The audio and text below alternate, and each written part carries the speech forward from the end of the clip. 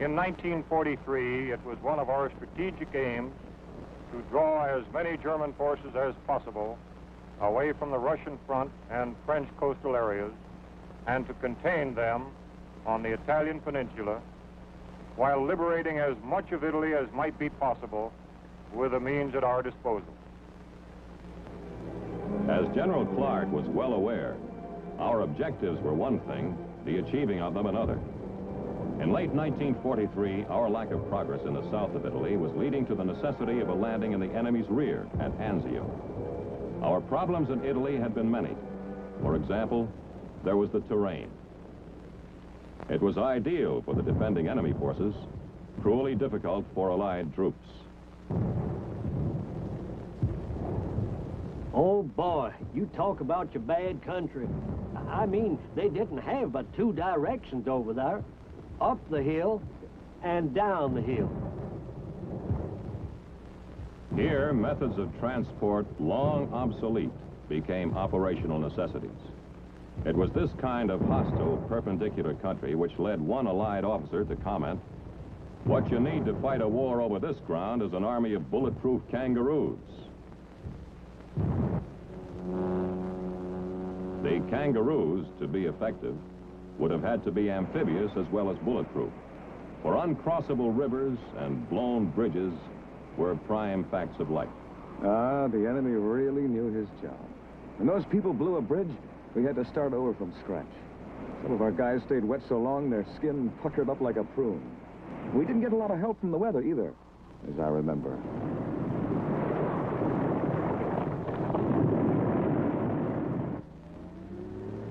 By midwinter, the Allies' advance toward Rome had bogged down.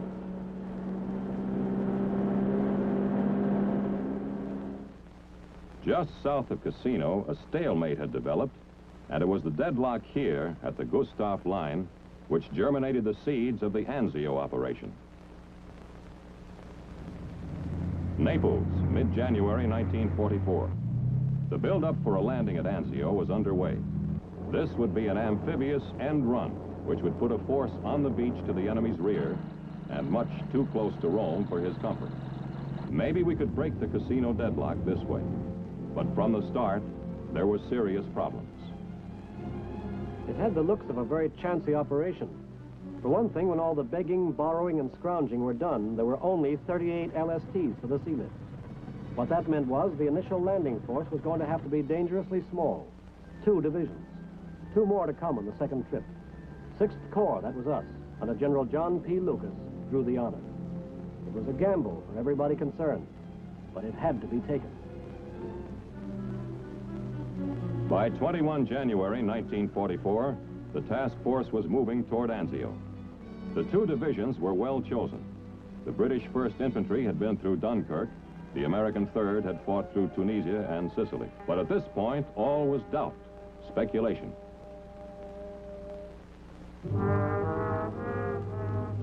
What lay ahead, no man, at whatever level, could know for certain.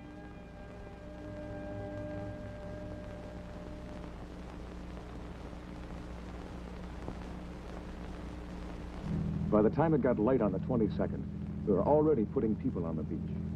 I made the Salerno landing before, and I was all set in my mind for this to be just as bad. I kept waiting for them to open up with the heavy stuff, but it didn't happen. I didn't get it, but I sure wasn't complaining. Unbelievably, the landing was almost completely unopposed. The enemy's reserve divisions near Rome had been drawn south by an Allied attack on the Cassino front designed to do just that. By an ironic bit of timing, the Germans had called off their 24-hour coast watch on the very night when the task force was approaching Anzio. Equally ironic was this: we had achieved complete surprise, and we didn't know it. The only real trouble we got that day was from the air.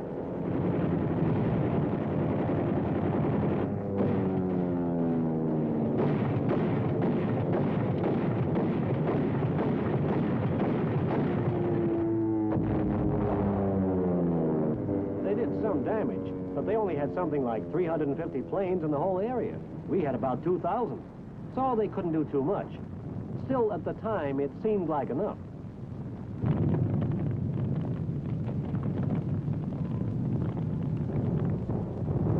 Despite harassment from the air, losses were light. The first day saw 90% of the landing forces ashore. Immediately, they began consolidating the beachhead against the enemy counterattack, expected at any moment. With his reserve divisions pulled south by the casino attack, the enemy had only ragtag fragments of units at his disposal, but he moved them up swiftly. Prisoners taken in the first days were universally smiling and confident once they discovered they were not going to be mistreated. They were certain that in a matter of days they would see the Allied landing force pushed into the sea. The 6th Corps had already faced the swift and professional reaction of the German commander Kesselring at Salerno and expected no less of him in this new meeting. He lost no time in eliminating the advantage of surprise which the Allies had unknowingly gained. At Kesselring's command, General von Mackensen assumed responsibility for Anzio, and by evening of the second day of the landing, parts of 8 divisions were in position and more were moving up.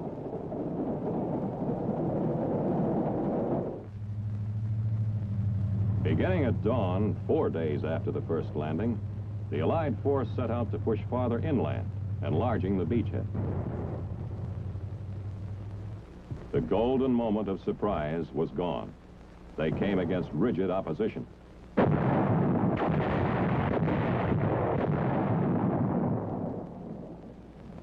It was a foretaste of things to come. In 3 days of fighting, the perimeter was extended somewhat, but the cost was high.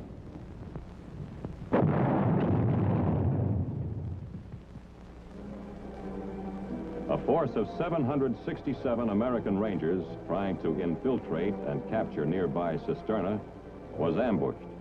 Most were taken prisoner. By now, the other 2 divisions of the 6th Corps had arrived, but so had the enemy. It was one of my duties as a medical officer to keep a listing of casualties for Corps headquarters. By the end of January, we had taken a total of 3,000 casualties. As a statistic, that's a straightforward figure. The mind may accept it without distress.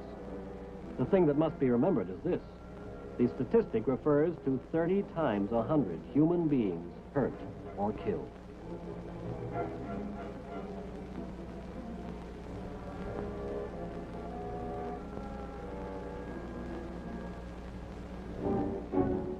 The Allied offensive ground to a stop, and the Anzio forces went on the defensive. Bad weather came. This meant no air cover. This meant enemy forces building up without hindrance. A counterattack was inevitable, and we got ready for it. But barbed wire and mines, so helpful to a force on the defensive, were in somewhat short supply.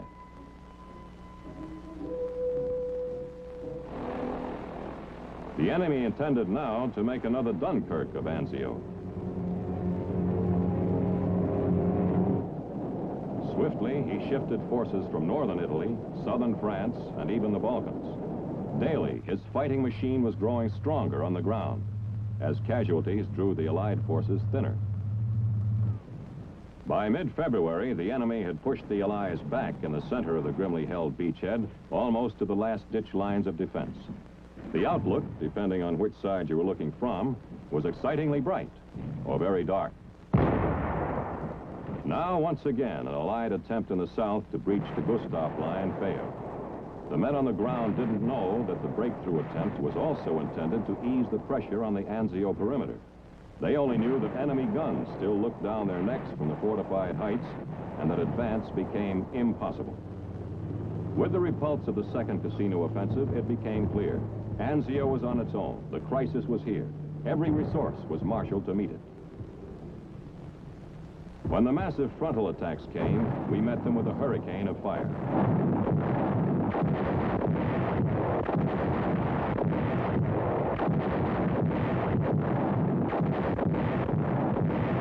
Heavy and well-directed naval gunfire played an important part in holding back the enemy tide. The Anzio front was so close to the sea that naval guns became infantry support weapons.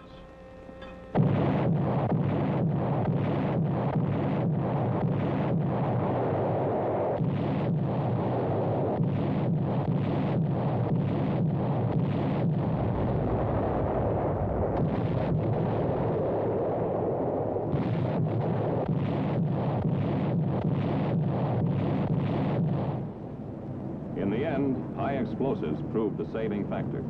Artillery, naval shelling, and ton after ton of bombs. Limited by Hitler's personal plan to a narrow front, the enemy force was doomed to spend itself against a solid wall of explosives.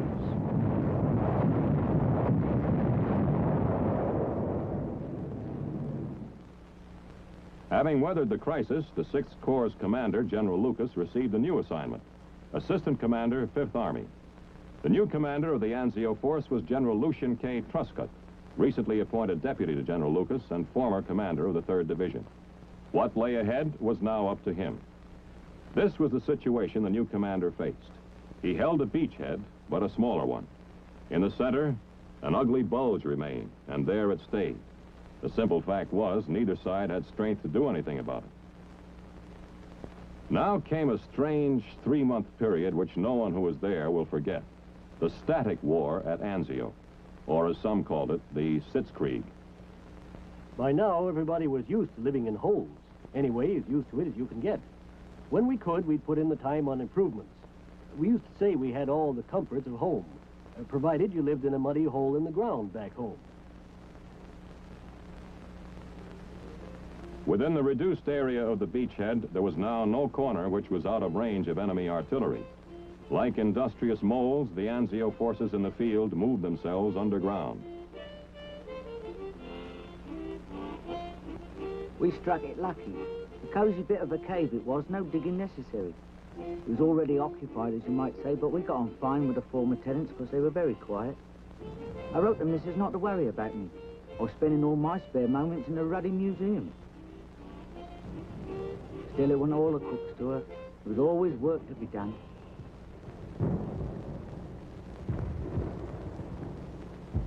There was work, plenty. Daily, nightly, endlessly, there was the exchange of shells of varying sizes, weights, and types, fired out from and into the battered beachhead.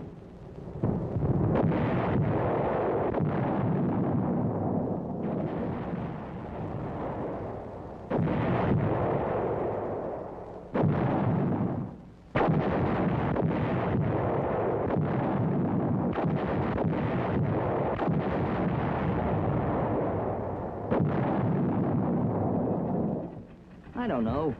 Sometimes you gotta get a different slant before you really see a thing. Look, you know what I mean. I heard the guns going every night.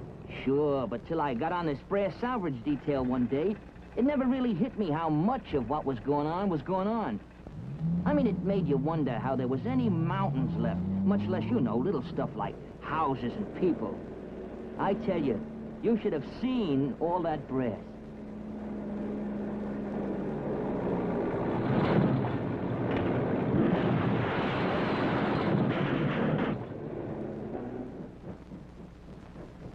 It was during this period that Anzio Annie became especially well known, though not popular among the inhabitants of the beachhead.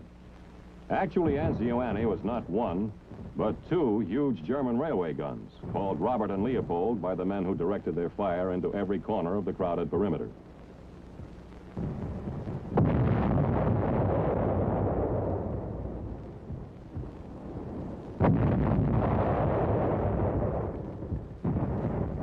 There were no rear areas at Anzio.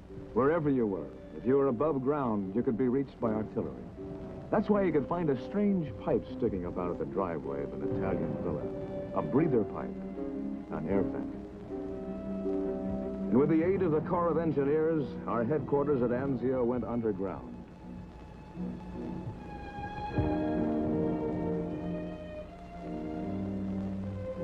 The main corridor gave you an idea of how big this specialized foxhole was.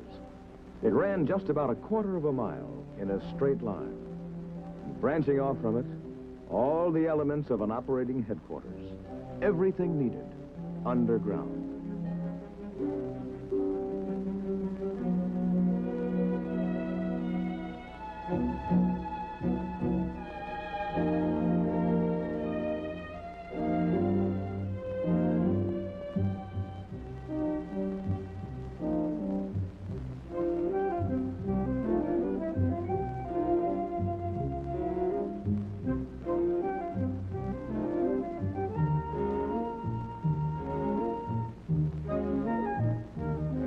tunnels, natural caves, all were put to use and glad to get them. What with bad weather, shellings, and air raids, there was a lot to be said for underground living at Anzio. Another constant reality of the beachhead was the endless patrolling, probing, raiding.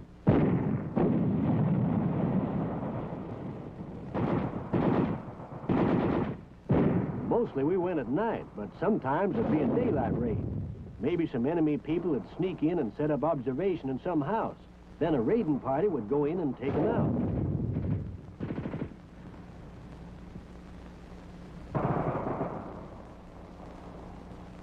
It was a regular thing. You didn't get used to it, but at least you got where you understood what you were doing.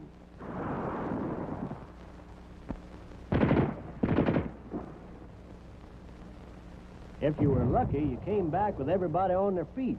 If there was a good part, that was it, when everybody came back standing up.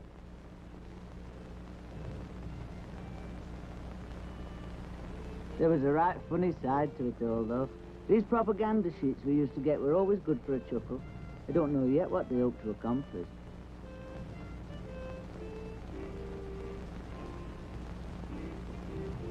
As time went on, there were days when it seemed like it was my dad's war all over again. Trenches, no man's land and all that.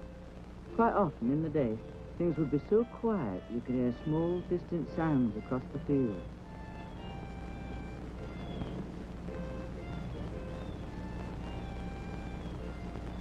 Mind you, though, night time was something else again.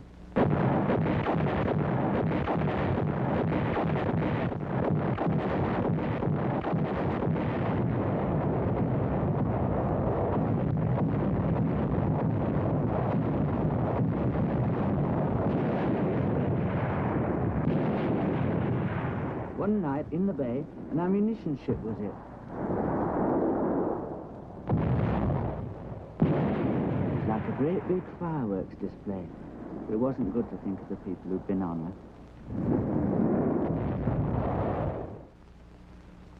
After our field hospital had been bombed and shelled a few times, we decided to take steps. We couldn't go entirely underground, so we did the next best thing and built strong revetments into which the tents could be put. We nurses helped where we could.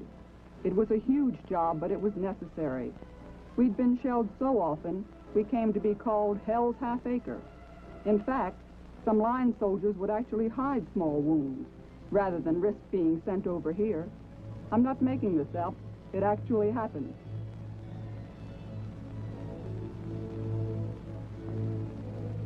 Strange things happened on occasion. There was the teenage German lad we found trying to get among the ships with a one-man submarine device. He seemed much too young to be out on such business. They sent some men round to where the thing was beached to bring it in. Funny-looking thing. Really not much more than one torpedo to ride on and another one underneath to shoot. The ruddy propellers started up when they started to tow it. Livened up their afternoon all right. Well, there were some jolly good sprinters among them lads.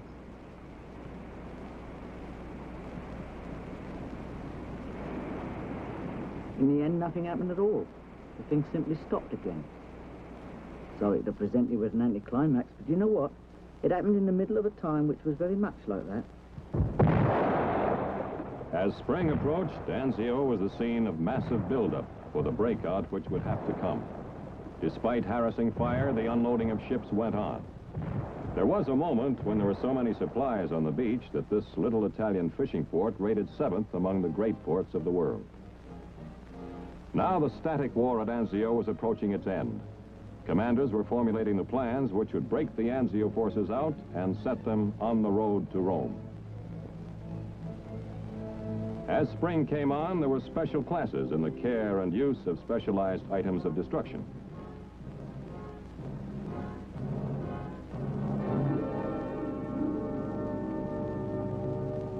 Rehearsal for the real thing. Near Anzio, a group of American commanders gathered to witness a demonstration. The 3rd Division commander, General Iron Mike O'Daniel, gave a graphic description to General Clark. As well he might, since it was a device of his own inventing which the officers had come to see. The old man called it a battle sled, and that was pretty accurate. All it was, you had a bunch of foxholes, only they were steel, and rigged up for towing behind a tank. That way, a squad of guys could stay in their holes for cover and move up at the same time. It's pretty neat. It never caught on, but in my book, it was a good idea.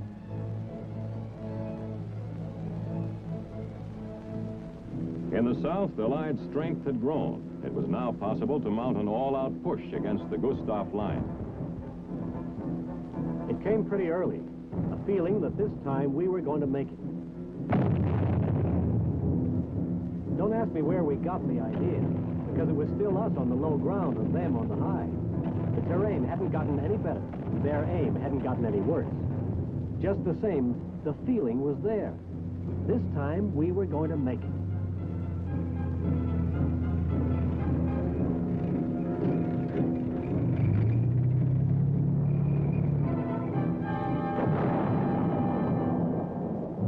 After a week of heavy fighting, it was clear that the forces in the South were, in fact, breaking through the unbreakable Gustav line. The time for a coordinated breakout from Anzio was here. May 23rd, 1944, the Anzio breakout begins.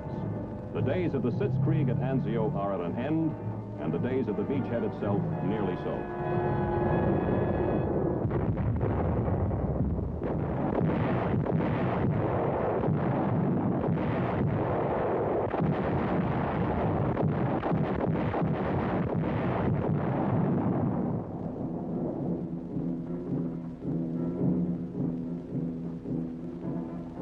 Coming out over grounds where both sides had been planning all sorts of little surprises for each other. You had to take it slow and watch your step. So it started slow, but at least we were moving at last.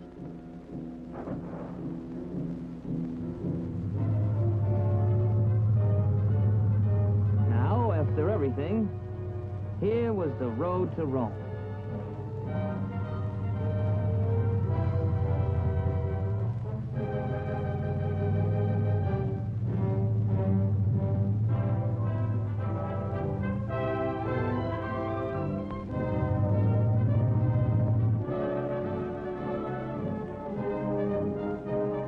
By June 4th, 1944, American troops were entering Rome.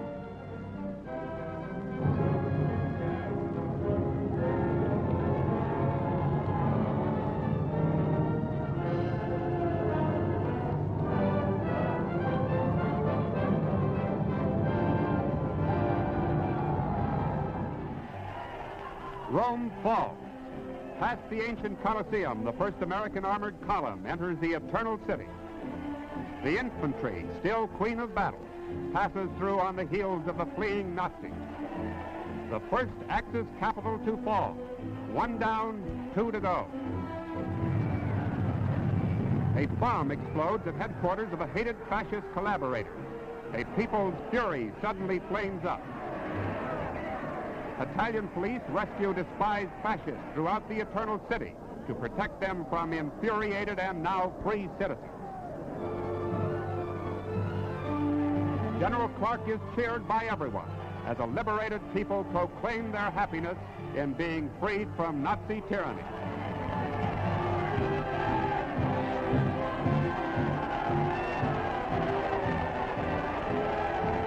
The American flag is kissed. And so is this GI. And then all Rome turns to Vatican City. Tens of thousands gather in the famed plaza of St. Peter's. Pope Pius XII leads in giving thanks, a thanksgiving echoed by over 300 million Catholics throughout the world that Rome and the holy city of Christendom have been spared.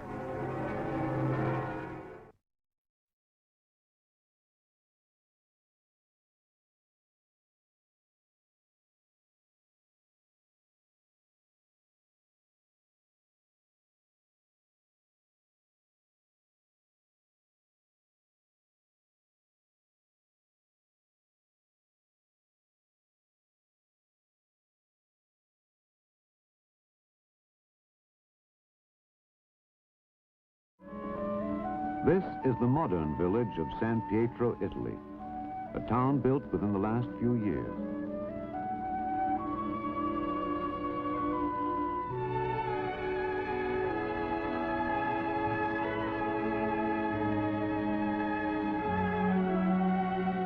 These buildings are new because the tide of battle during World War II swept through this area, leaving the former village a half-mile up the mountainside devastated, broken and shattered ruins. During 1944, the well-known motion picture director John Huston, then a United States Army officer, wrote and produced a notable combat film in tribute to the gallant American soldiers who fought and died here in old San Pietro. In a moment, this outstanding motion picture will be presented. I drove through San Pietro a few months ago. Fields are green again. I looked into the faces of people hoping to recognize the children of a decade and a half ago. It's a poor town, as towns in that part of Italy go, but the people seem healthy and happy. And the young olive trees that were planted in the wake of the battle are bearing fruit now. The casual visitor would never guess that there was a time when life almost ceased to exist there. Most of the soldiers whose faces you will see on the screen are now dead, killed in action. Certainly no finer, more faithful men ever served their flag and humanity. They all loom up as heroes in my memory. Officers, non-coms, right down to the last little dog face who never wavered under the rain of fire. Who just kept on going till death or wounds stopped him. He never thought of himself as a hero, that little dog face, but only as someone doing something that had to be done and was done at the Battle of San Pietro.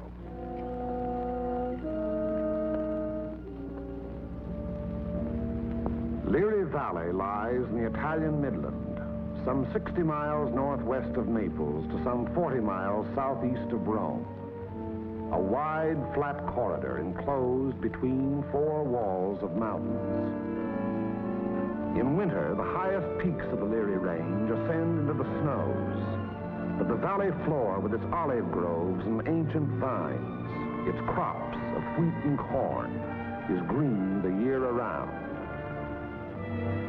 That is, in normal times. Last year was a bad year for grapes and olives, and the fall planting was late. Many fields lay fallow. There are two ways from the south into the valley. One, a narrow pass. The other, a high, scenic road over the mountains.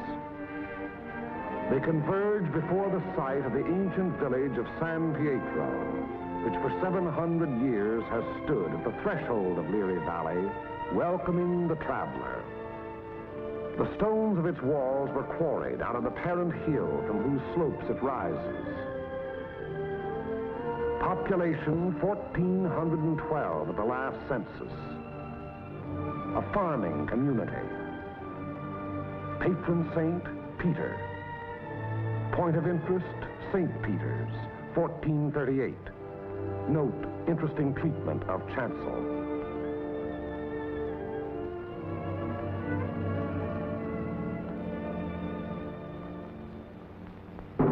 From the end of October 1943 until the middle of December, San Pietro and the surrounding ground was the scene of some of the bitterest fighting on our Fifth Army front.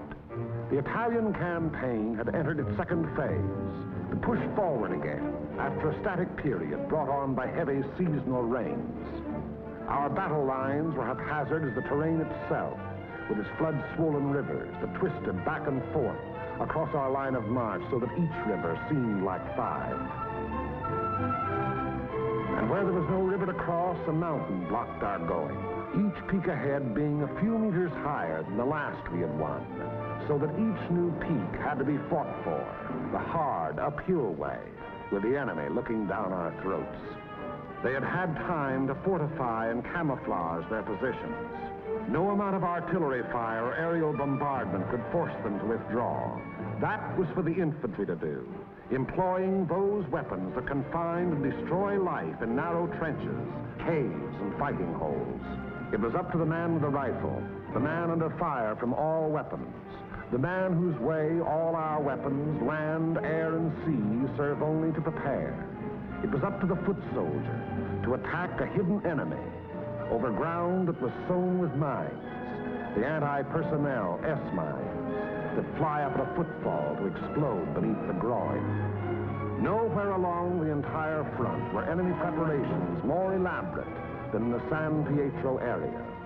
For San Pietro stands at the threshold of Liri Valley, and through Liri Valley, wide and level, runs the most highly prized length of road south of Rome. By early December, we had taken and were holding high ground to the northeast, east, and south of San Pietro, the Camino Maggiore hill mass being last to fall. An Italian brigade under Allied command had made a vain attempt to capture Mount Lungo, possession of which would have acted greatly to our benefit in the impending action. And it was decided to make a direct frontal assault on enemy positions in and around San Pietro. Elements of the 36th Texas Infantry Division were rotated from position to position, overlooking the valley, so the troops might study the terrain ahead from various viewpoints.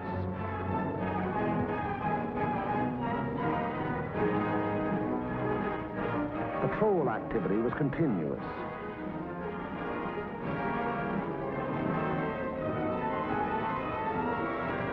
Day and night, units went out to reconnoiter the ground, draw fire, take prisoners, thus adding to the sum of our information about the enemy. High points, Mount Lungo's 351 and Mount Sinucro's 1205 and 950 were all manned in force. The town itself was strongly garrisoned with numerous mortar, machine gun, and heavy weapon emplacements. On the afternoon before, D-Day and H-Hour were communicated to battalion commanders.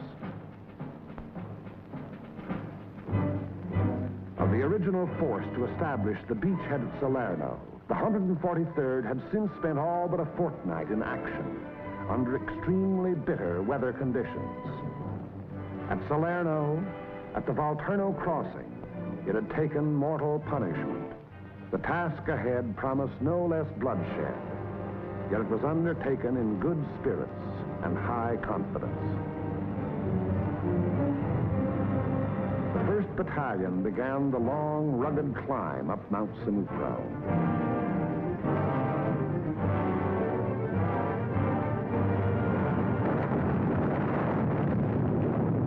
As night fell, our artillery opened up, and throughout the night hours, intense fire was laid down on the enemy's main line of resistance.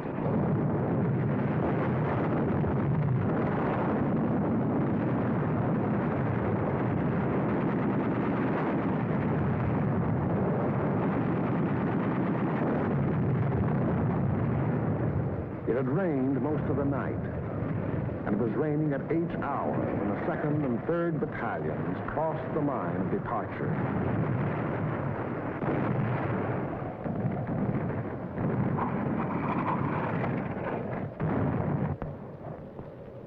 Some 200 yards forward, they encountered mines and automatic fire from pillboxes.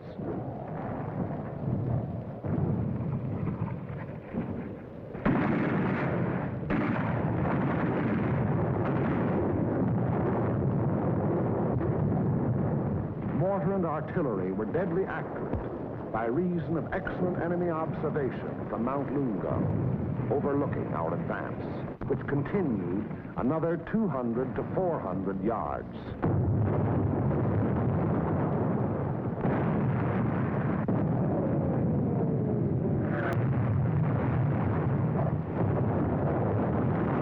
The 3rd Battalion was committed.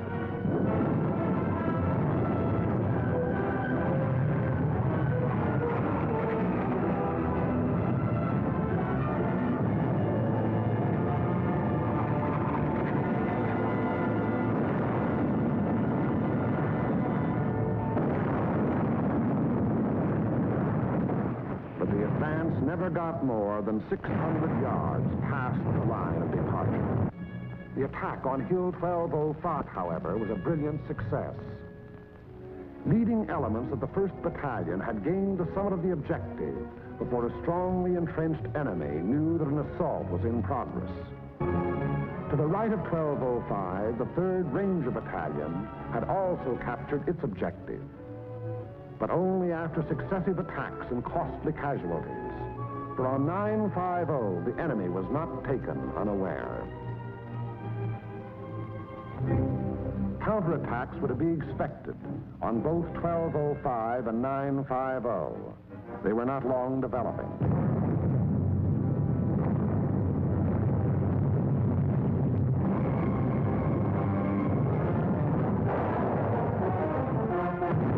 During the early daylight hours, and even as it was beaten off, another took form.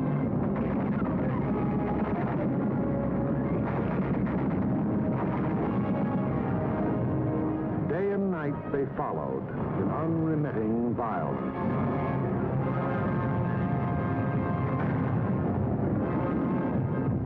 But German prisoners captured on 1205 and 950 said they had been ordered to retake those positions at all cost. In addition to defending Hill 1205, the 1st Battalion, obedient to the field order, undertook the reduction of enemy defenses which were organized along the ridge running west.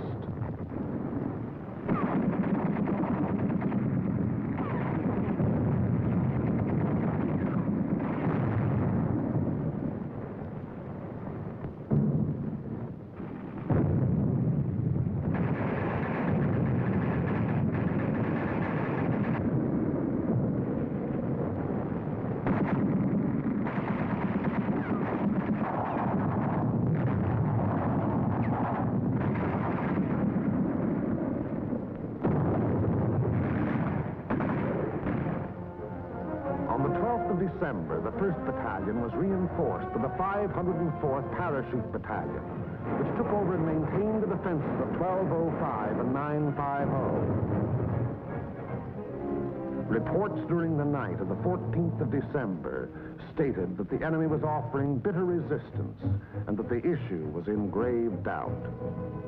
Meanwhile, on the Olive terraces below, the 2nd and 3rd Battalions had twice again attempted to reach their objective.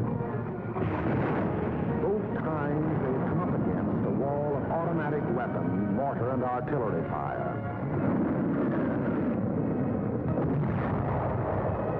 Volunteer patrols made desperate attempts to reach enemy positions and reduce strong points.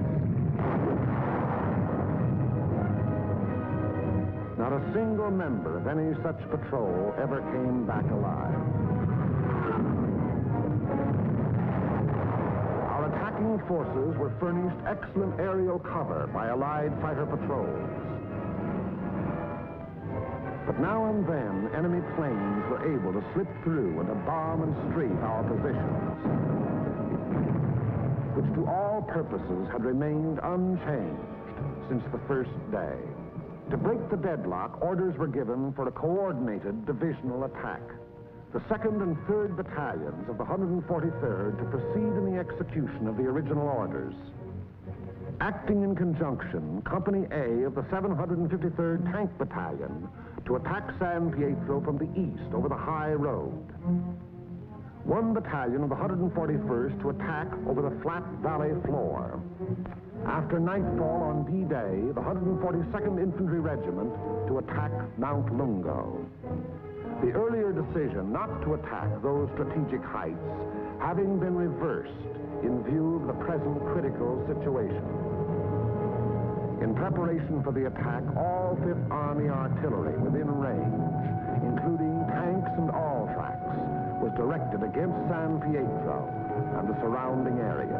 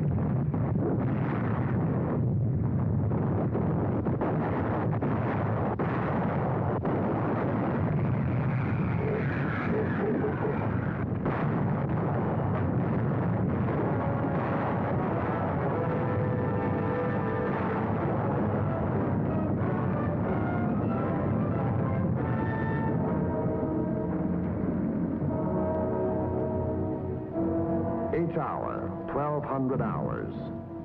D-Day, the 15th of December. The 141st Infantry advanced some 400 yards from its line of departure, to be borne down and held powerless under the weight of enemy fire. The 2nd and 3rd Battalions of the 143rd advanced some 100 yards beyond their former positions to a point almost directly before forward enemy defenses. And for the 3rd time, they were forced to take such cover as the quaking earth could offer. And the tanks. Orders were for them to enter the town and to locate and destroy the heavy weapons there, which were leveled against our attacking foot soldiers. The high road into San Pietro is a narrow mountain road, and from the beginning of its winding descent in the Liri Valley, it was under direct enemy observation.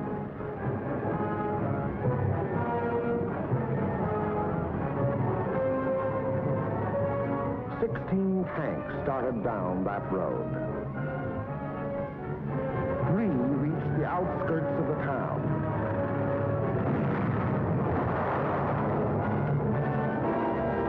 Of these, 2 were destroyed, and 1 was missing. 5 tanks were immobilized behind enemy lines, their crews having to abandon them. 5 tanks hit enemy mines within our lines and were thereupon destroyed by enemy gunfire. 4 tanks returned to the bivouac area. After dark, 2 companies, 1 from the 2nd Battalion and 1 from the 3rd, finally succeeded in penetrating enemy positions before San Pietro. But receiving both frontal and flanking fire, they were forced to retire. On the Mount Samocro Ridge, the 1st Battalion fought its way to within a few hundred yards of the objective.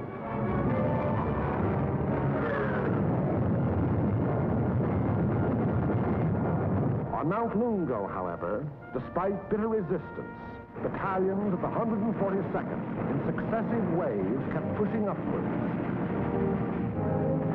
until, in the early daylight hours of the 16th of December, its foot soldiers had gained the summit and were wiping up what remained of a stubborn enemy. And that height proved to be a key position in the enemy plan of defense, for even as Mount Lungo fell, the enemy throughout the San Pietro area made preparations to withdraw. Almost invariably, the enemy will counterattack to cover a withdrawal. The first violent thrust was delivered within a few hours.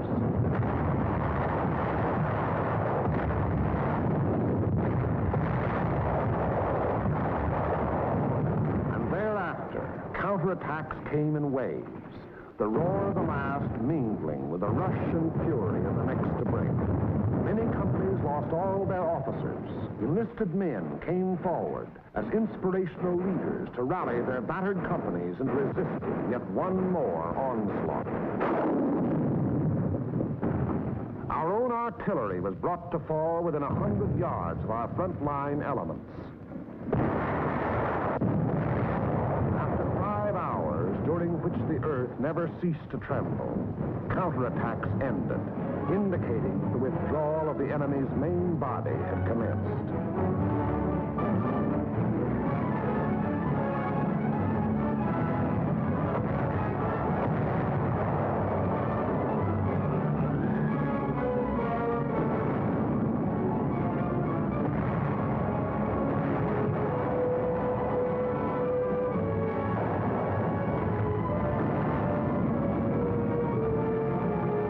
To maintain contact with the enemy, our patrols immediately pushed ahead.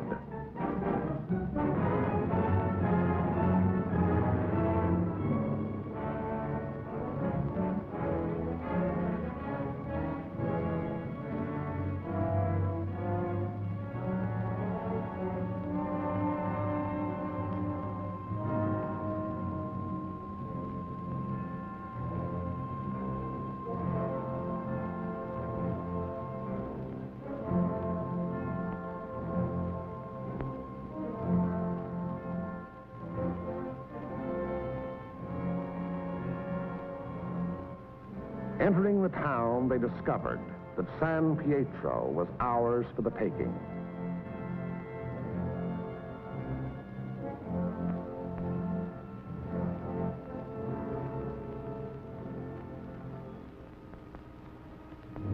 The 2nd and 3rd battalions, less than a rifle company in strength, weary to death who were alive, stumbled forward past San Pietro to consolidate gains and re-establish contact with the enemy.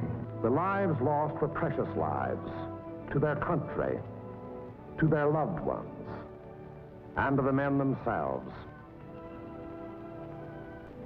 For the living of the 143rd Infantry Regiment, more than 100 decorations for acts of valor above and beyond the call of duty. Many among these you see alive here have since joined the ranks of their brothers in arms who fell at San Pietro. For ahead lay San Vittore and the Rapido River and Cassino, and beyond Cassino more rivers and more mountains and more towns, more San Pietros, greater or lesser, 1,000 more. As the battle passed over and beyond San Pietro, westward, townspeople began to appear, coming out of their caves in the mountains where they had stayed in hiding during the enemy occupation. They were mostly old people and children.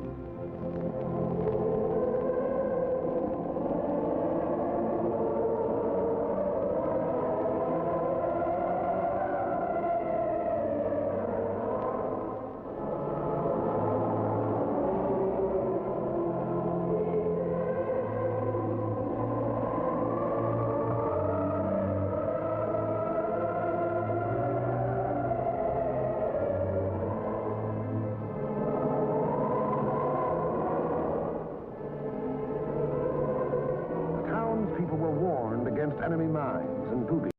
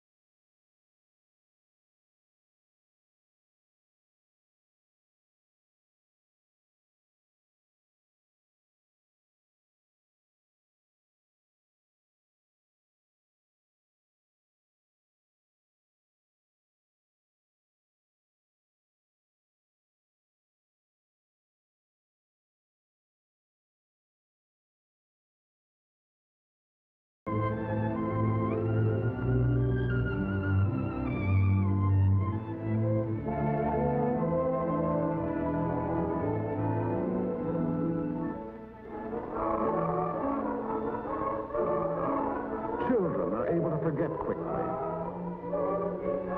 Yesterday they wept. Today there are smiles and even laughter.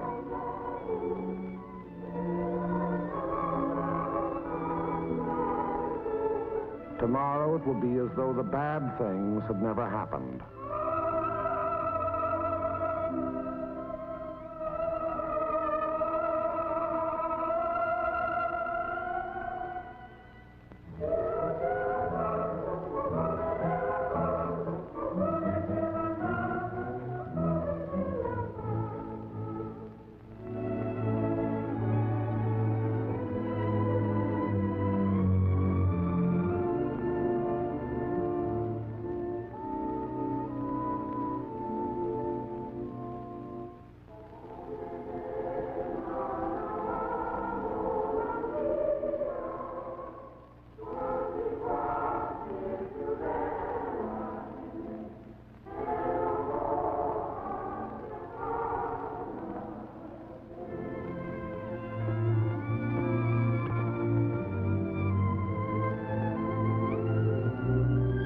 Living was resumed in San Pietro.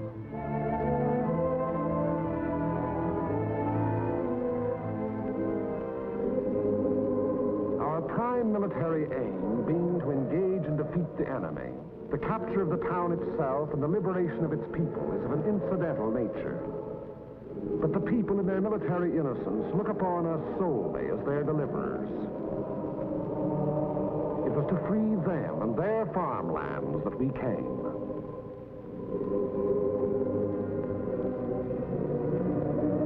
Behind our lines, southwest to the sea, the fields are green with growing crops planted after our coming by other people of other towns who believed likewise.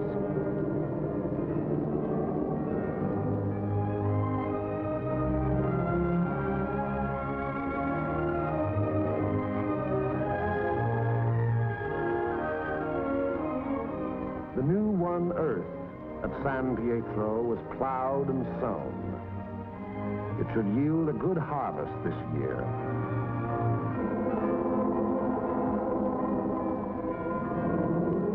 And the people prayed to their patron saint to intercede with God in behalf of those who came, delivered them, and passed on to the north with the passing battle.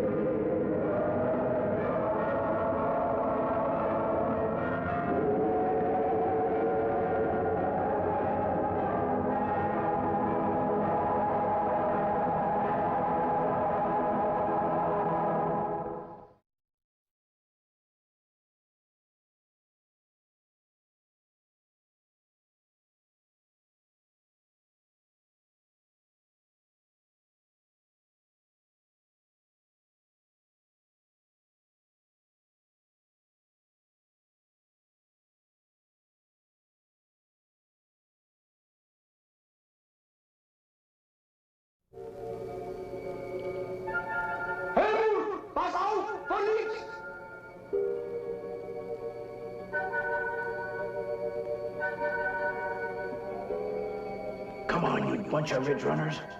Get the lead out.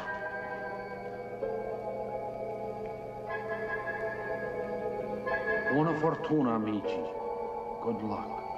Sesi, lass ihn noch ein bisschen ankommen.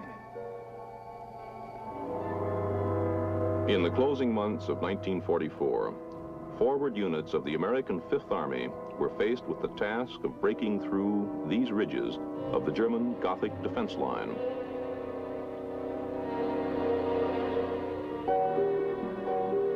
On November 26th of that year, a deathly silence settled over this sector of the Italian front, for it was on that day that our third attempt to break the line failed. The story born out of that stalemate is the subject of this film, told from the personal viewpoint of those who were there. My name is Bill Putnam. I was a lieutenant with the 85th. Ich heiße Georg. My name is George Weibel. I was a sergeant assigned to a transport unit. I witnessed the end of the war in Italy. My name is Ben Bush. I was a sergeant with the 86th. Ich bin Hans-Georg Hildebrand. I am Hans Georg Hildebrand. I was a German general in northern Italy. My name is George P. Hayes. I was the commanding general of the 10th Mountain Division. This is the story of the climb to glory, a combined German, American, and Italian account of the combat record of one of America's most unusual fighting outfits, the 10th Mountain Division. I was certain that words would never be capable of describing what happened here.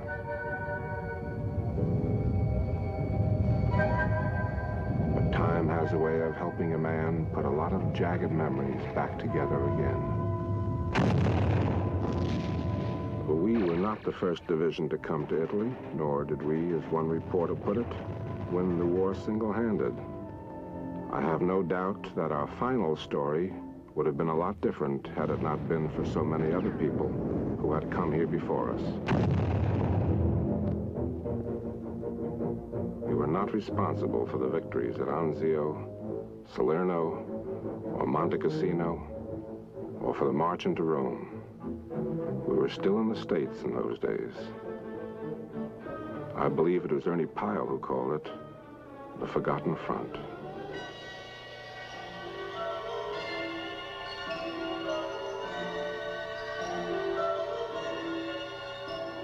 We became a part of this tragic scenery on December 23rd, 48 hours before Christmas, 1944. We checked into Livorno exactly 1 month and 1 day after the Germans beat back our third attempt to scale their Gothic line. We were given lots of straw to bed down so that we could have insulation from the cold. And it seemed like a wonderful place because the sun was warm. We were well dressed. We were being fed very well. We had lots of time to ourselves. And the idea of the front lines or warfare seemed very far away. We were a peculiar assortment.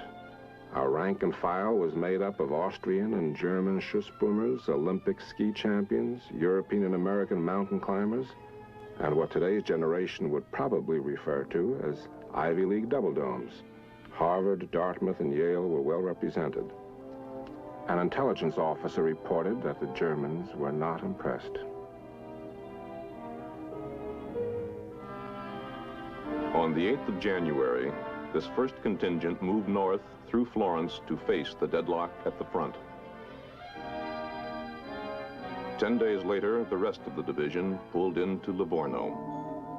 We had come up from Naples on a landing craft and were camped in a park. The whole division was there, except for parts of the 86th that were ahead of us and had been in the line. It was raining. Things were rather miserable and soggy, but we were cleaning our equipment, relaxing a bit, getting rested up from the long trip in the ocean. It was wet, muddy, and the foxholes that they had dug were full of water and very unpleasant. So they were quite anxious, I think, to get on with the show and get something moving. On February 4th, we were ordered, my platoon plus one rifle platoon from the 3 rifle companies of our battalion, into a make-up company that was supposed to do something. We weren't really sure what we were supposed to do. But we had orders to go up the valley to our left and ascend the ridge that overlooked the town of Piancenatico. We did this. We got up to the top of the ridge in fairly good order, and I put my mortars in position to shell the town of Piancenatico, and we then waited for something to happen. Gerd, jetzt kommen die Amis von hinten. It happened. We did some damage to the town of Piancenatico, but it was all done with my mortars, the 60-millimeter mortars of a line company. I remember rather enjoying the performance because we were actually doing something. We felt constructive. I'm sure the Germans had a different attitude, but we could see some Germans in the town, and I did my own observing, calling the shots to create maximum damage. You can't really do a great deal of damage against buildings with 60-millimeter mortars, but I tried. And I remember seeing, praying, just hoping I could drop one round down the chimney of the building that I was sure was their headquarters. And we knocked an awful lot of tiles off the roof first, but I finally got one round right smack down that chimney. I felt so good to see the flames and smoke shoot out the windows and the door. It was a glorious feeling. I guess it was really the only satisfying event of the whole day for any of us on that raid. For it was then that someone turned the tables on us. First I thought it was maybe our own artillery, but it was our friends down below, lobbing shells all over the stupid ridge. For some of us, it was our first experience under fire. It wasn't very pleasant. Then a funny thing happened. We couldn't get enough of us to move out of the way. I kept wondering why the officer in charge didn't move, but no one budged. But the moment I got hit, everybody cleared out. Why, leading the parade down was the guy in charge of the foolish raid. And I never saw anybody move so fast in all my life as he did getting out of there after the hours that I'd spent urging him to do something. The end of the first skirmish. Confusion, fear, a wounded man. Just a sample of what life on the line could be like. There may have been more than one man who wished he had stayed in Livorno. A communique from the front read, "The sector immediately south of the German Gothic line was relatively quiet today." Another report simply stated that the Germans had been observed digging in. 6 days later, on the 11th, elements of the 86th Regiment began probing into enemy territory, looking for ways in which the 10th might gain access to some of the heights the Germans held.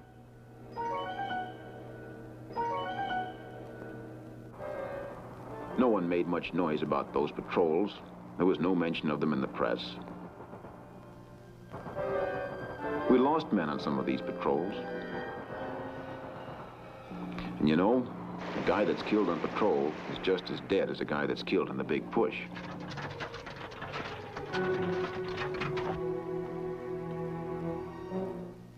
Within 3 weeks of their arrival in Livorno, all remaining elements of the 10th that had been limbering up in rear areas began moving up to their pre-assault positions in and around the town of Vidichatico.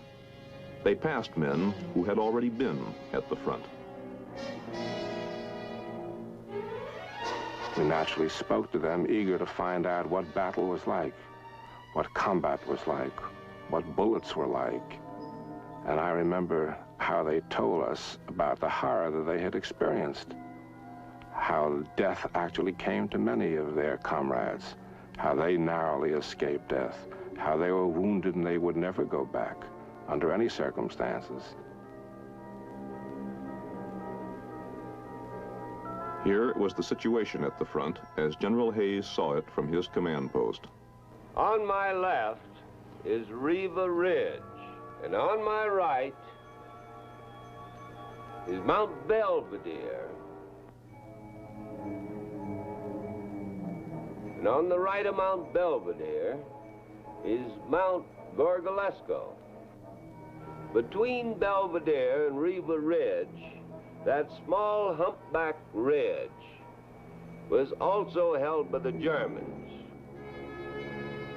As you can see, the Germans had observation on all of our front. And it was essential to capture Riva Ridge to prevent them from looking down on our flank and rear when we attacked Mount Belvedere. The thing that disturbed me most in preparing for the attack was assembling the division in this sort of a punch bowl surrounded by the mountains that the Germans held. They had observation on the whole area that the division would have to come into to prepare for the attack. Now, I felt quite sure if the Germans found out that the whole division was assembling in that area, that they would reinforce their troops and make it much more difficult. So the problem, first problem that I faced was try to slip the division in at night.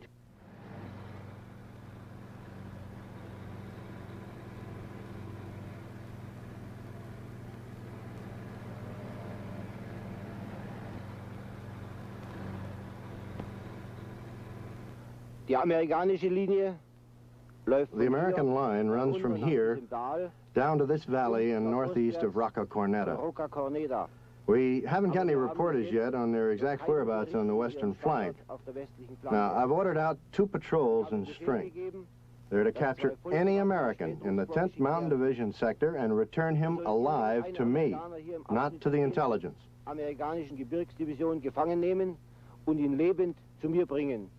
Who's in charge?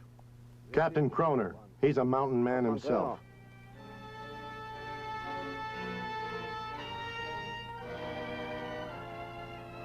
That night, an American patrol also went out.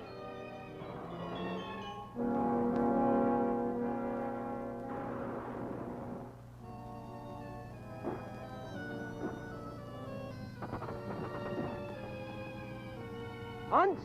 Hans! Hier rüber! Halt die Klappe da hinten und mach das Licht aus. In the dark, they met. That night, no prisoners were taken. The entire division, more than 13,000 men, continued to move into and around the town of Vita Chatico.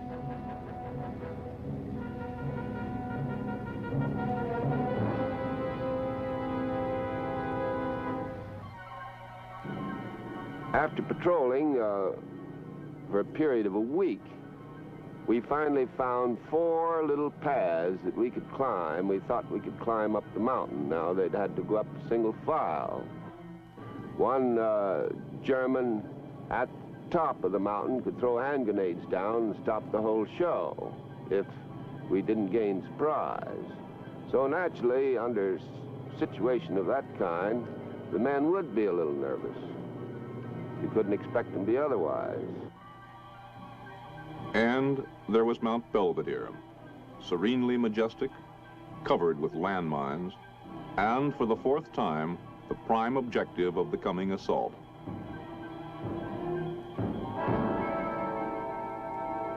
The first impression of Mount Belvedere from in front of Vita Chatico was that it was so far, far away and awfully high up.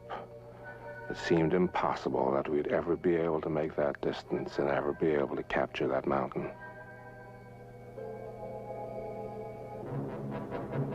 On the 14th of February, General Hayes told his commander, Major General Willis D. Krittenberger, that he was ready to breach the German line and to spearhead the Fifth Army's advance into the Po Valley that lay to the north.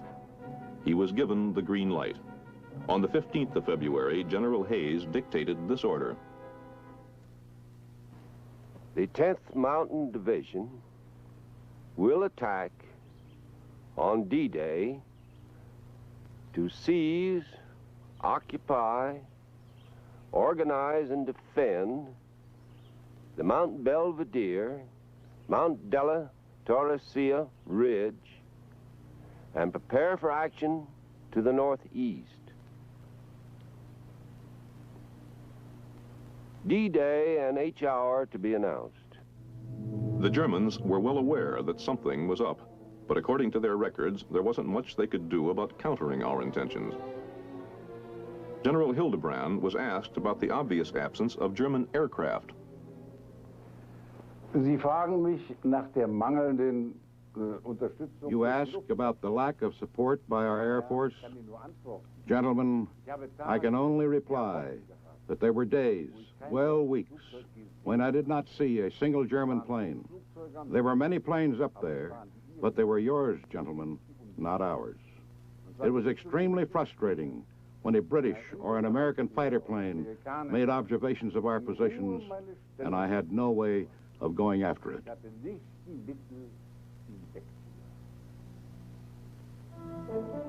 Some 10th Mountain Division veterans may remember this house. Farmer Giuseppe Lenzi has lived in it all his life. During the tense wait for D-Day that followed the general's combat order, a handful of men of the 86th Mountain Infantry holed up inside Lenzi's house. Giuseppe remembers their arrival and the day they left. In febbraio del 1945. In February of 1945, the Americans arrived at the village of Vita Chatico, most of them from the 10th Division.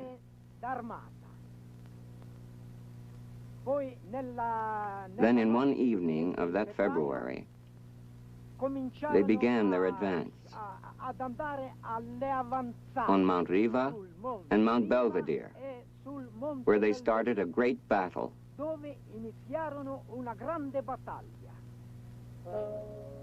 As Giuseppe and other farmers watched the troops move out, Another man helped guide one of our first probes up the sheer cliffs of Riva Ridge. His name, Gino Lanzi. La sera del 19 febbraio 1945. On the evening of February 19th, 1945, the 10th American Division began the seizure, the occupation of Mount Capalbuso.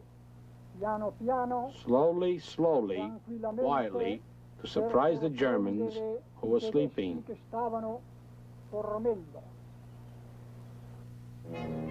There were only 4 places in that ridge that our troops could climb, and then only single file. And it was absolutely essential that they get on top of that ridge before the enemy was alerted.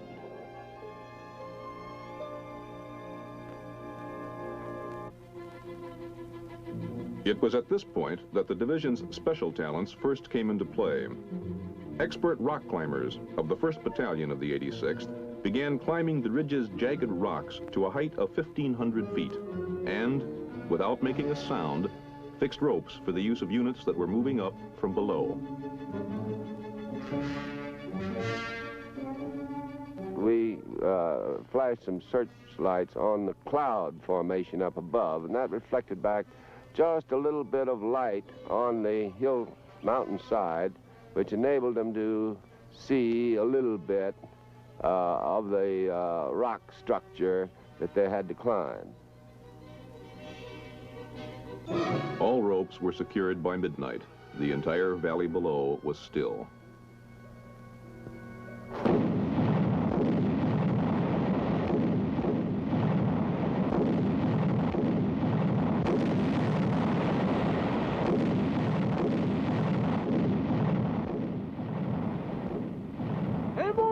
Pass auf von links!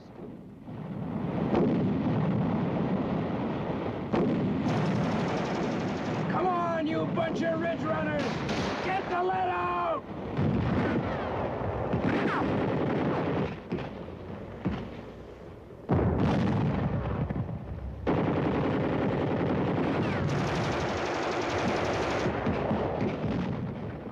After 2 hours of combat, there was still no word from the men on top of the ridge. It was reported, however, that the first of several wounded were on their way down. To General Hayes, there were 2 questions. Would mountain climbers prove to be the answer to the Gothic line? And would their special talents plus the strategy of surprise help keep initial casualties down? After midnight, the first indications of success trickled down to the valley below. Company B of the 86th had dislodged all German troops from the top of Riva's Mount Capalbuso. At dawn, a single platoon of Company A reported that it had occupied the northern end of the ridge, Piso di Campopiano.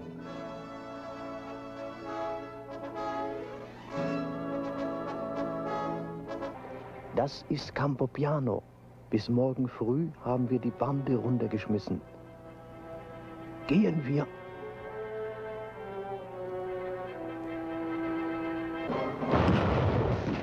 German counterattacks came as expected.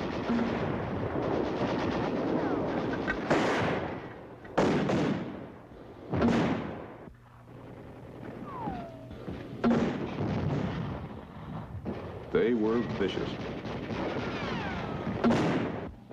but were doomed to failure when a young lieutenant in charge of the lonely platoon checked the German thrust by calling for dangerously close artillery support.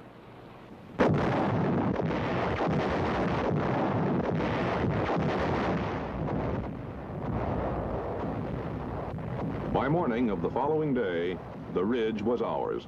The 10th Mountain Division, still considered green, had chopped the key threat out of the Gothic line.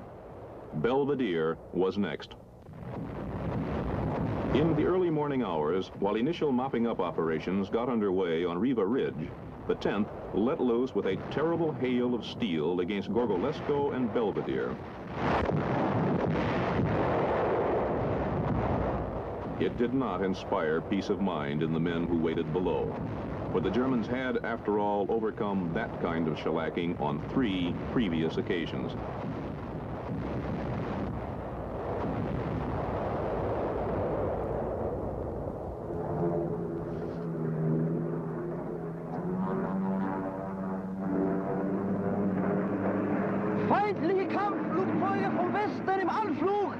Stand still!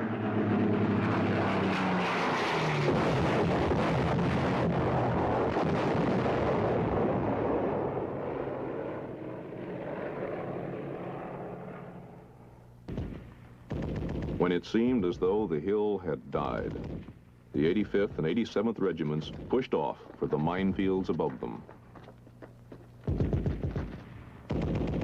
Da kommen sie! Lass sie kommen!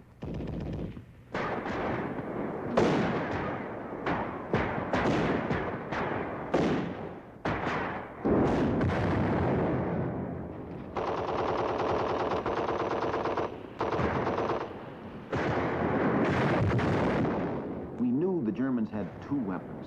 They had an 88 and they had the burp gun. Of course, they had a Luger, but that was the kind of thing you got as a souvenir. The burp gun was something you were afraid of. The 88 was something you should be definitely concerned with. On the morning of the 20th, one whole battalion of the 85th reached the top of Mount Belvedere. But the trick, as they soon discovered, was not just to reach it, but to hold it. As the 87th swung to the northeast to firm up the Belvedere line, evidence of the cost of that action began to show.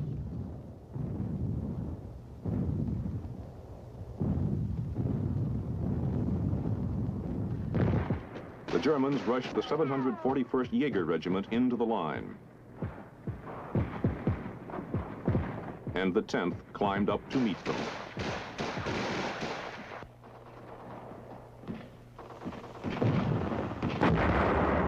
They wept as they crawled, and they screamed, and the Germans who saw them thought they were crazy. And the Germans cried too, some out of pity, some out of fear, and some out of disbelief.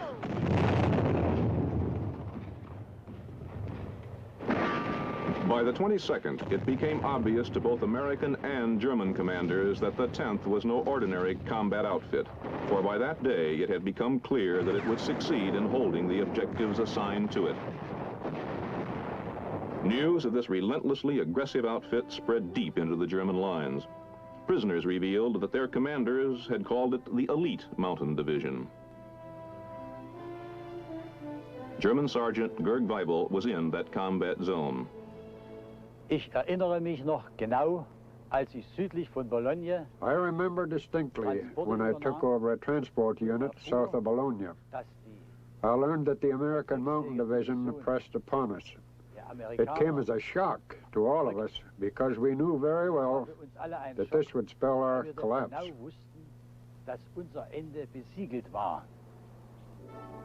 On February 24th, Riva was secure. Belvedere was secure.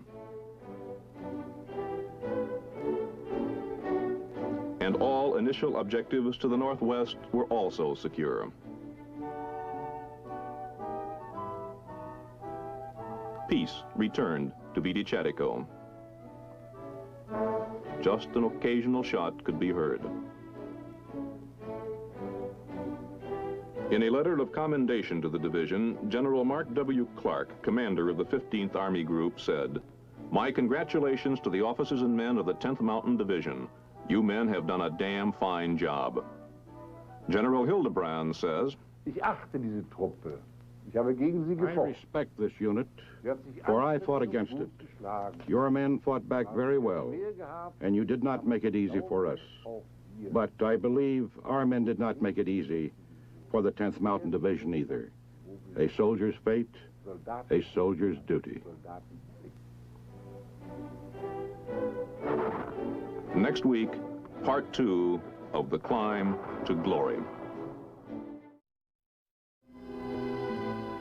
It was on a dark winter night in central Italy that a group of expert GI rock climbers fixed ropes to the side of this mountain, scaled this ridge in absolute silence, and dealt defeat to the Germans who'd been waiting on top.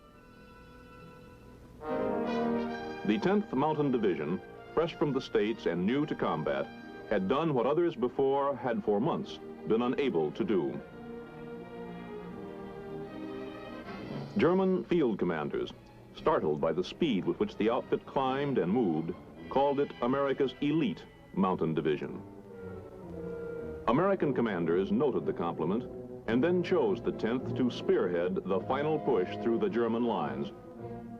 The story of that last assault in Italy is the subject of this film. It will be told by Italian citizens Angelo Maldini, Maria Morotti, and through the personal views and recollections of those who served at the front. My name is Bill Putnam. I was a lieutenant with the 85th. My name is Franz Hubel. I was a German soldier with a heavy artillery unit in Italy. My name is Ben Bush. I was a sergeant with the 86th. My name is Horst Kugelmeyer. During the Second World War, I was a corporal with the Mountain Division in Italy. My name is William J. Moran. I was the division chaplain. I am Hans Georg Hildebrand. I was a German general in northern Italy at the end of the war. My name is George P. Hayes. I was the commanding general of the 10th Mountain Division. This is part 2 of The Climb to Glory, a combined German, American, and Italian account of the combat record of one of America's most unusual fighting outfits, the Army's 10th Mountain Division. As the last traces of the snows of '44 vanished from the Italian soil, the 10th Mountain Division prepared to move north to break through the rest of the German Apennine defense line. One of its immediate objectives was the once quiet town of Casteldaiano. Innkeeper Angelo Maldini lives there today. The story of the 10th American Mountain Division in Casteldaiano, it began on March the 3rd, 1945. There are many people at Casteldaiano who remember that day. The American 10th Mountain Division could be seen coming through the valley. They had two objectives. Looking south on the right, the town of Casteldaiano, and on the left, Monte della Spey. The Germans were well entrenched. They were ready for them.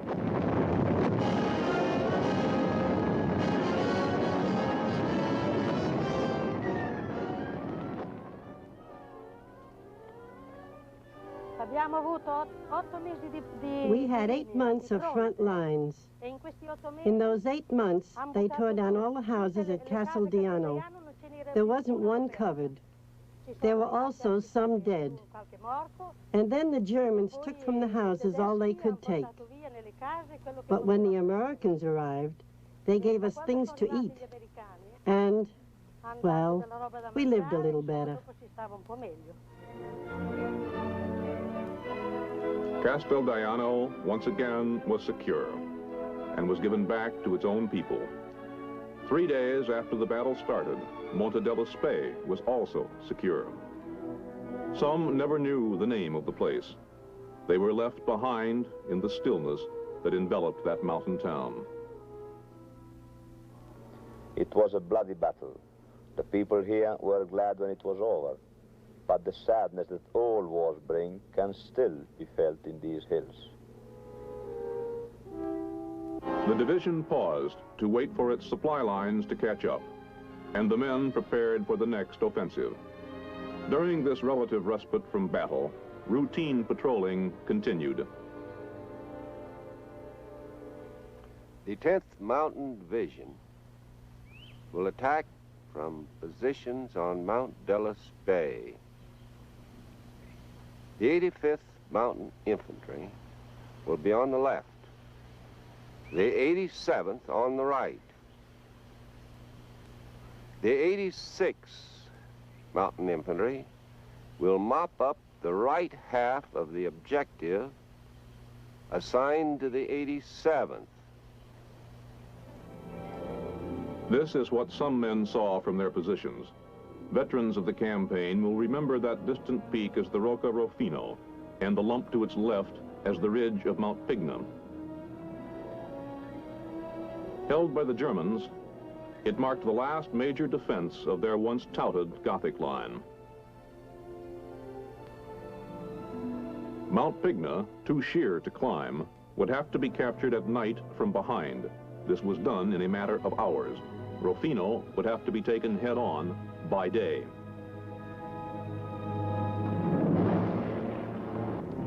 Rocca Rufino's attack began very early in the morning at dawn. And we were starting from a high ridge, looking down a valley. We weren't to start until after all the preparations had been readied, so that we had a beautiful view in a beautiful day, bathed in sunlight, of the valley, the mountain, and everything around it. This was in the spring, and we were waiting for the beginning of the air attack. Before long, the planes came overhead, and it was a pleasure to see them diving down toward the mountain. And as they screamed down the mountain and turned on their way up, you'd see a release of flame that would reach almost to the sky. A napalm bomb released. The fire lasts a long time because of the jelly that spreads along the mountains. And the rate of burning seemed to be terrific. Everything seemed to be in flame.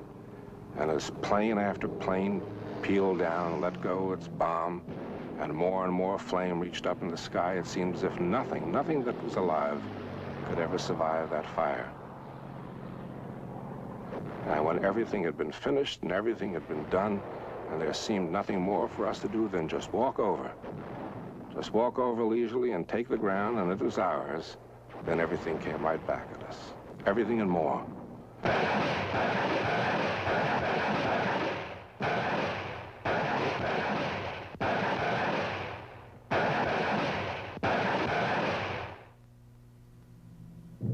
Once again, silence surrounded the valley as the 10th moved out. And the Germans watched them come.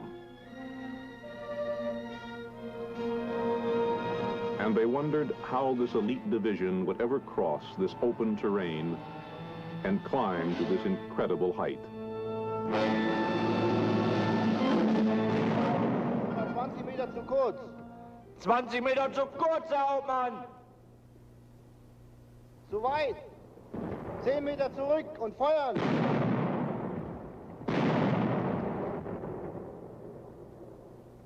Und noch 5 zurück. Und nochmal. Und nochmal.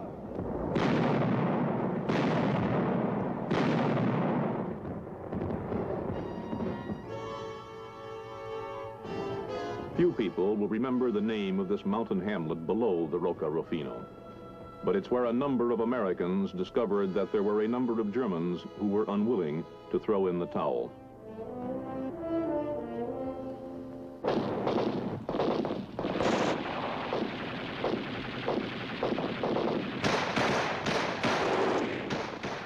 Further resistance ended when General Hayes sent a fresh battalion in from behind and surrounded the town.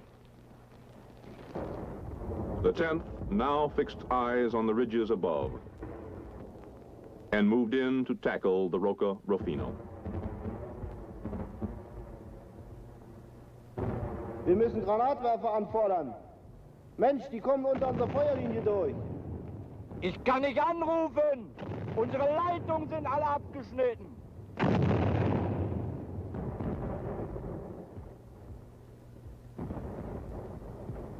A German corporal remembers what happened next. His name, Horst Kugelmeier. Unten im Tal sperrte uns ein heftiges Artilleriefeuer den Rückzug ab. Down in the valley, there was heavy artillery fire, which made it impossible for us to retreat. And in front of us, there were the Americans. We gave in to what was inevitable, threw our weapons away, walked toward the Americans, raised our hands, and did exactly as the pamphlets had told us to do, to surrender. We expected hostile reactions, but, well, one becomes a prisoner of war only once in life. The Americans searched us for weapons, ordered us to sit down, and suddenly, it was rather funny at the moment, there came an American sergeant, and he asked in German where we came from. We said, "We are from Munich," and he remarked that he knew Straubing. They offered us cigarettes, and suddenly, all of us were sitting together, Americans and Germans next to each other, and we smoked cigarettes. Our canteen went around. We still had some cognac in it, and I had the feeling that suddenly there was peace. By nightfall, the Rocca Rufino was secure, but the Germans continued to harass the new arrivals with accurate mortar fire. And so, for some people, the battle ended on a different note.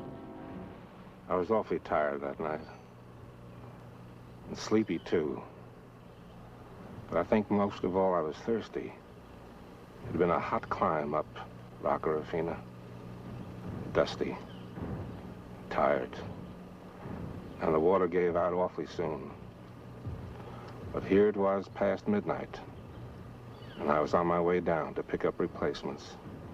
No water in the canteen, nothing to drink. And even though the evening was cool, my throat was parched and thirsty. My legs were giving out. I stumbled the way down. How I ever got there, I'll never know. And the backlight, that eerie light, orange flames licking out of the treetops, out of the little houses. Red flames, too. The whole forest, the whole mountain was dying with that wonderful, eerie light. And I was just making my way down, hoping I'd find them, hoping I'd find my way back, without any mines, without any shells, without anybody being hit. Every now and then a gun would go off. Not often. I guess the Germans were tired too. But they would go off once in a while. Not enough to scare me. And then when I found them, and we started the way back, I was even more tired then. More tired. And I stumbled forward, up to find my place where we were before. And suddenly, there was nothing. A huge light. A red light. I was enveloped in the light, and I was floating. I was floating on my back, and I was saying to myself, so this is what it's like to be dead. So this is what it's like to be dead. So this is what it's like to be dead. It wasn't bad. Didn't feel a thing. It was floating in the air. Suddenly I landed. I could only tell I landed because it started hurting. I must have landed. And I began to hurt all over. And then the mortar fire began. And the men came running over, leaning over me, hiding me, acting like an umbrella to save me, putting a blanket around me. Even then I began to think, boy, first aid for shock. I didn't care. Just too tired to move. I didn't care what happened. The division took a great many casualties in breaking through and securing the heights which you see in front of you. The 10th Mountain Division had finally cleared the last obstacle in its drive to capture the Po Valley below.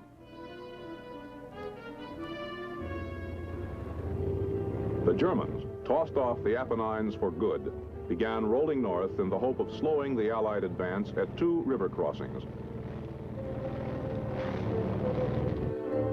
The first at Pamporto, the other farther north at the town of San Benedetto. It was no secret that the Germans would try to destroy all the bridges. The 10th would attempt to prevent this from happening. Brigadier General Robinson Duff, second in command, was assigned to this mission. I gave Robbie Duff a battalion of infantry, mounted in trucks, some light tanks and reconnaissance units, and told him to bypass any resistance he ran into and move as rapidly as he could down to the Pamporto bridges and capture them intact. I told him never mind the Germans that he ran into, to go around them, that the rest of the division would come along behind and mop them up. Miraculously, the Germans were outrun. The bridge at Bomporto was captured intact.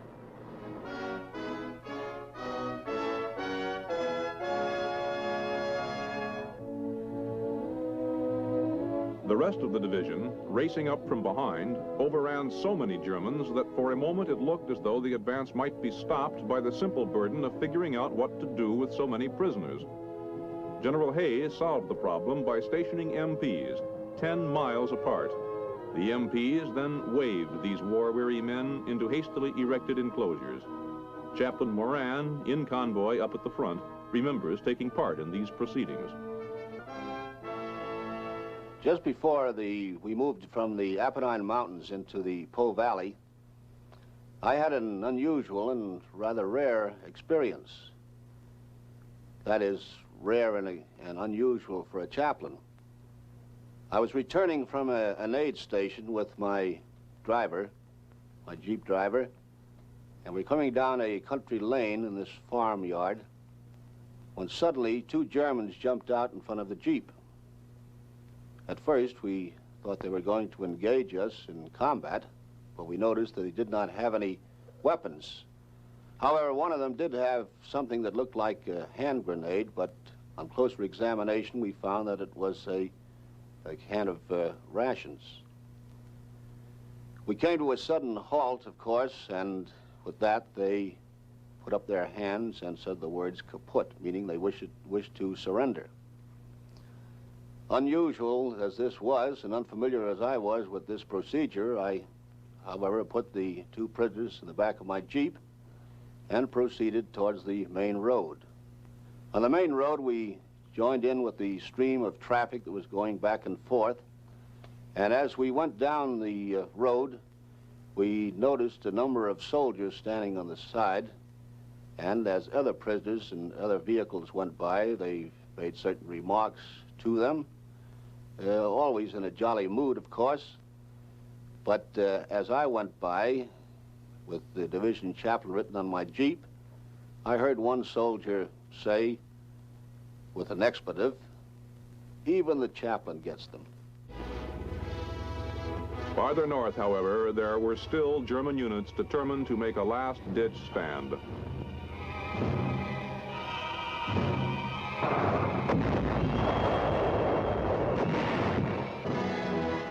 General Hayes remembers that it was in this action that he lost his second-in-command. It was then about 9 o'clock at night. After we got straightened out and started again toward the Po, Robbie Duff saw a mine lying in the middle of the road, and he ran over to the tank that was advancing on this mine and rapped on the door, trying to tell them to stop and not run over the mine. Unfortunately, they ran over the mine just as he got to it, and that wounded him.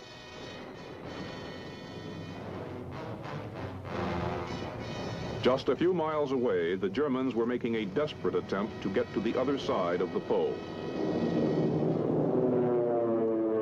Their retreat was costly. Private Franz Hubel was there. Die Verwundeten mussten wir zurücklassen. We had to leave the wounded behind, and only those who found some means or material could save their lives. We crossed the Po on trees, trunks, on telephone poles, car tires, and whatever else we had at our disposal. The physical and mental efficiency of the German soldiers at that time was at its lowest point, and everyone hoped that the war would soon be over. Hatte die Hoffnung, dass der Krieg bald zu Ende gehen wird. General Hildebrand remembers it this way. Es fehlt an allem. Ammunition. There was a shortage of everything, of ammunition, of gasoline, of reinforcements, of tanks, and above all, aircraft. Nevertheless, gentlemen, a demoralization of the troops did not occur. Our men at the front did their duty to the bitter end. That night, the 10th arrived at the Po. Well, the next morning, I went down and looked at the Po, across the Po with my field glasses, and I could see that the dike on the other side was all prepared for defense.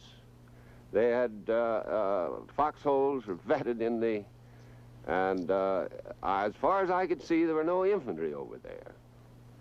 And I thought, well, we'd better get across before the German infantry come and man those defenses. So I planned the crossing with the 87th Infantry making the initial crossing at high noon.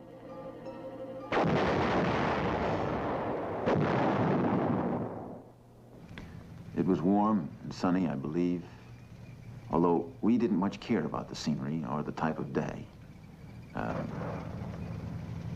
We had to cross up over the dike, and things were rather uncomfortable because the Germans had some anti-aircraft batteries on the north side of the river, a few miles upstream, and they were shelling us all the way across with time bursts which exploded right over us as we were in the field next to the river and as we were crossing. Once we got across the river, we could spread out and escape from this murderous type of artillery. So we did. At the same time, Bill Putnam remembers taking note of a sad realization. It was the day we crossed the Po River. Ahead of me in the crossing had been Company L of the 87th. I spent the happiest, perhaps, days of my Army life in that company as a private, and I knew all the people in that company. When we crossed the Po, they'd stopped ahead of us, and my company crossed through theirs. And I only recognized two people. Beyond the Po, the 10th Mountain Division got fresh supplies, captured the town of Verona, and a few hours later lost its assistant division commander, Colonel William O. Darby, to a German shell. He received the rank of Brigadier General after his death. The 10th rolled north to Lake Garda and took to the water to capture the tunnels on both sides of the lake.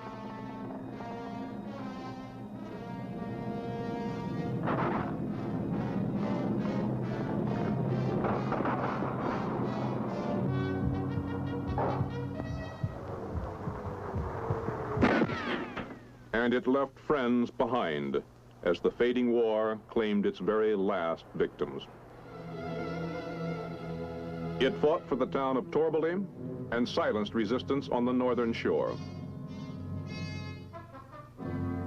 It battered the Germans out of their last mountain stronghold.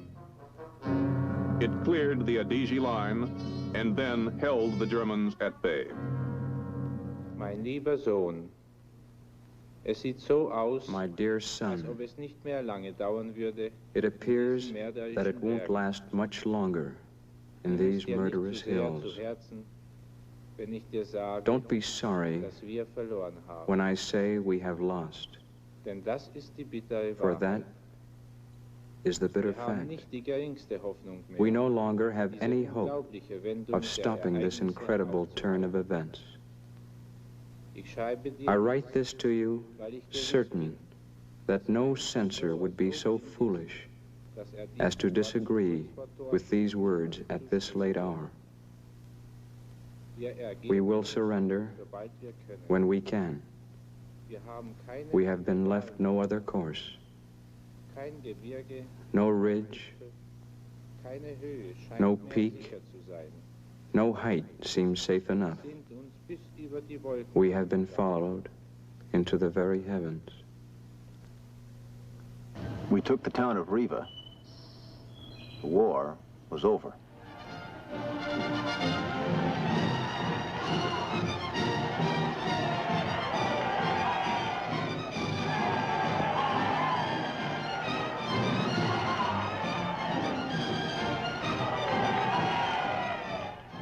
At the war's end, General George P. Hayes stood on the bank of Lake Garda, faced his troops, and said, "When you soldiers go home, no one will believe you when you start telling of the spectacular things you have done, there have been more heroic deeds and experiences crammed into these days than I have heard of. I have been privileged to participate in many actions that were considered important and fierce battles.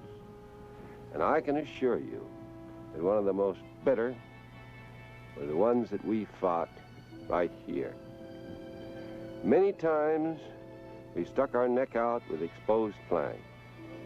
At one time we were 20 miles in advance with both our flanks exposed. The Lord held us by the hand. And then bells pealed in 1,000 towns, and for a moment time stood still as the world readjusted. And then it was no more than a memory of gunfire and mountains, and of those who had died between Belvedere and Lago di Garda. Their memory will ever be with us. Those who for a year or more, for a few months perhaps, were our friends, our comrades. And we feel that we have thy divine approval when we say that we are proud to be with them, members of the same unit, the same army, the same commonwealth. And as we stand this day in the final moments of remembrance, under the same sun and same sky under which our comrades worked and prayed and fought and played so well, we pray to thee, our sovereign God, that under the same sun and sky they may find repose, rest everlasting, and life eternal, a soldier's Valhalla, their reward. May they rest in peace.